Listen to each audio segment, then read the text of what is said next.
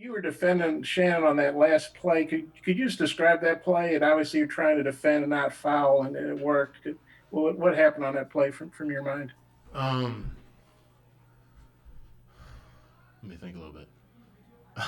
um, so I think either Edwards was dribbling up, and Shannon was going to set that screen, and they set it up high. So me and JT, we communicated, and I switched on to him because we really didn't want them to get a three, because that would put them up. And so I really forced them off the 3-point line, and switched on to Edwards, and he drove it, and I was able to get a good contest, and he missed it, and JD got a great rebound, and that was it. Um, Thank God. And then this is I know this is your first year at Arkansas, but these fans have been waiting to go to the Sweet 16 for 25 years. What does that mean to you to be on the team that breaks that drought? I mean, it feels good, but I mean, this is why I came here. I came here to win, and that's it. And to have it come true, to have it come to fruition, it's just a testament to all the hard work that we put in over this 9 months. It's a lot of sacrifices, and it's all worth it so far. And we're just gonna keep on going and see how far we can go. Our next question comes from Curtis Wilkerson. Curtis, your line is now open. Hey, Justin, congratulations on the win. I wanted to ask you about the youngsters on the team, 3 freshmen in the starting lineup today.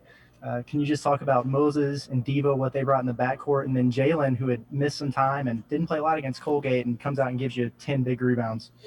Yeah, I mean, look, they may be freshmen, but they don't play like freshmen. They have a lot of swagger. They have a lot of smarts about them. Their IQ is very, very high. And I mean, Devo's defense and Moses' scoring, and just his rebounding, they just make good plays at the right time. And Jay Will, those 10 rebounds, we don't win this game without 10 rebounds. And I think he only scored 1 point, but those 10 rebounds really is what won us the game because Coach emphasized at the beginning of the game that rebounding was going to win us the game. And luckily, and especially in that first 4 to 8 minutes in the second half, I think he got like 7 rebounds or something like that. So just having those 3 in there is really just pushed us over the top and made us a special team. Our next question comes from Bob Kravitz. Bob, your line is now open. Justin, for the Bob Kravitz with The Athletic in Indianapolis. For those of us who watched you play down in Bloomington, in what ways has your game come along? What ways have you improved and developed since you've been at Arkansas? I think just the main thing, honestly, is just confidence. I think that the way that we prepare and the way that we practice allows for all of us as individuals to have confidence in our game, and then that makes us as a good team. Coach Muss really emphasizes putting in extra work in the off season, and even all the way through the season, we're getting 1, maybe 2 workouts in, along with practice. With our GAs, having them rebound for us and work us out, and I think just my confidence is really what has caused this great improvement. Just being able to work on it. And having a culture of, everybody being in the gym, allowing a coach that, allows you to have the freedom, allows you to just play basketball. Our next question comes from Zach Osterman from the Indianapolis Star. Zach, your line is open. Hey, Justin, I'm just curious, and forgive me for asking you to be circumspect in a moment like this, but what's this journey been like for you? I imagine when you're going through the transfer process, it probably wasn't easy in terms of maybe not being able to get out to visits, and everything was kind of shut down there in the spring, and then trying to get into a new program and get settled in when obviously you're dealing with COVID protocols. Just what, especially maybe on a night like tonight, a moment like this, I mean, just kind of how do you reflect on everything you've had to go through to kind of make this moment possible on your end with Arkansas tonight? I think it's just a lot. It was a leap of faith. Obviously I did my homework and made the best decision that I thought I possibly could, and it's worked out so far. But like you said, not being able to visit and kind of having to do everything over Zoom due to the pandemic, I just kind of had to take a leap of faith and trust Coach Musselman. And it's definitely paid off. For me and for our team. I think it's probably the best decision I've ever made. And I couldn't be happier. Our next question comes from Andrew Hutchinson. Andrew, your line is open.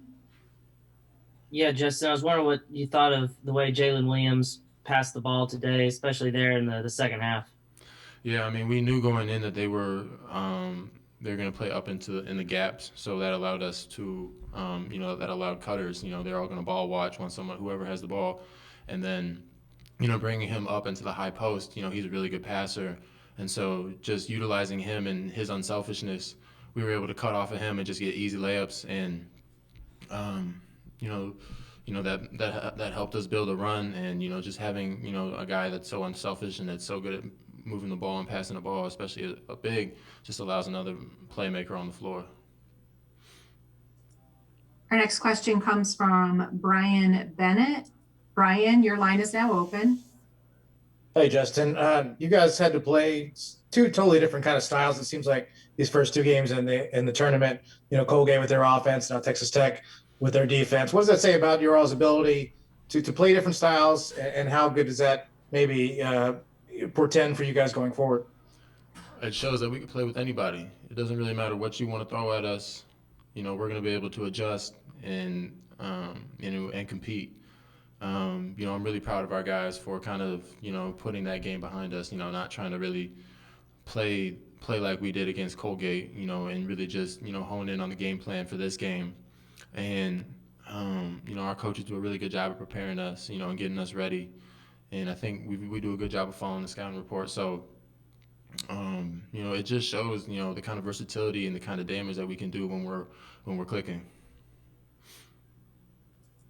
Our next question comes from Scotty Bordelin. Scotty, your line is open. Williams already, but could you detail you guys' connection? I know he found you several times, and then you guys are such a net positive when you share the floor together. Could you kind of detail maybe why you guys are such a tough front court tandem? You talk about me and Jaylen Williams? Yes. I think it's because we don't really need plays for us to make a difference. For me, I'm just going to move and cut, if I get a post up or if he gets a post up here or there. We're not going to force anything. We're going to allow the talent we have on the perimeter to be showcased, and then we're also going to, do our part. And he's just an easy person to play with. He moves the ball, he rebounds, he's unselfish. He makes hustle plays, and as we all see, good things happen when he's in the game. And just me being out there with him is just. It just makes my life easier. It makes everybody else's life easier. So I think just keep him out of foul trouble, and we're gonna be very good.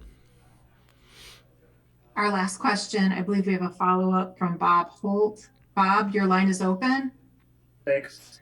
Justin, you guys got a 13-point cushion, and Tech came back and cut it to two or three times, but you guys never lost the lead. What was the key to sort of making sure you kept your composure when they made the run back at you guys late in the game? Well, basketball is a game of runs, and we all know that. We all have played basketball a long, long time, and we've all been in situations like that, especially this season. Whether we're up and a team's coming back, or we're down and we're making the run. So we know that the game is never over, and we have to keep playing. We're not going to allow them to make a run, but we understand that it's a possibility that that's going to happen, and we have to be able to respond and not panic. That just shows the kind of savvy and the kind of just level-headedness that we have as a team to be able to deal with these runs that some teams may fold under.